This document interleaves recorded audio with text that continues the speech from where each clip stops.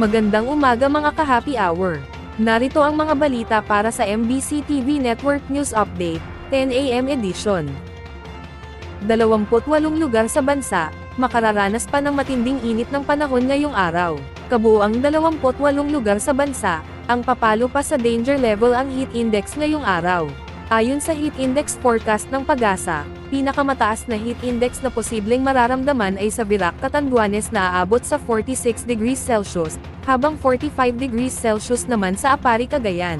5 lugar din sa bansa ang papalo ang heat index sa 44 degrees Celsius. Ito ay kinabibilangan ng Lawag City sa Ilocos Norte, Tuguegarao City sa Cagayan, Puerto Princesa City sa Palawan, Rojas City sa Capiz at Diwan sa Eastern Samar. Bagamat may pagkakataong nakararanas ng mga mahina at kaunting pag-ulan, nangingibabaw pa rin ang tindi ng init ng panahon. Posibleng makaranas ng heat cramps, pagkahapo at heat strokes, kapag matagal ang pagkababad sa init ng araw.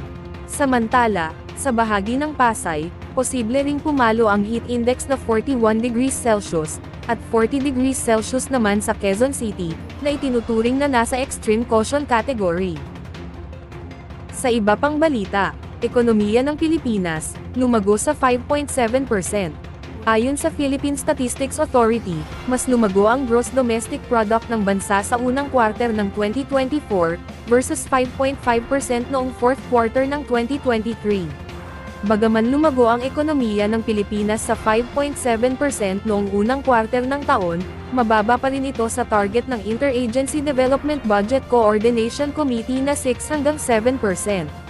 Pangunahing contributor sa lumago ng ekonomiya ang financial and insurance activities, wholesale and retail trade, repair ng motor vehicles at motorcycles at manufacturing.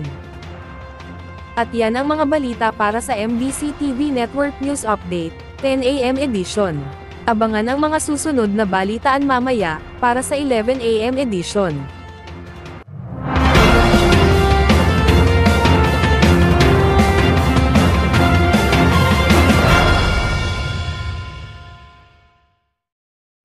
Mga ka-happy hour, kung gusto mong manood ang mga balita sa MBC TV Network News Update, mag-subscribe sa aming YouTube channel, at i-like ang aming Facebook page.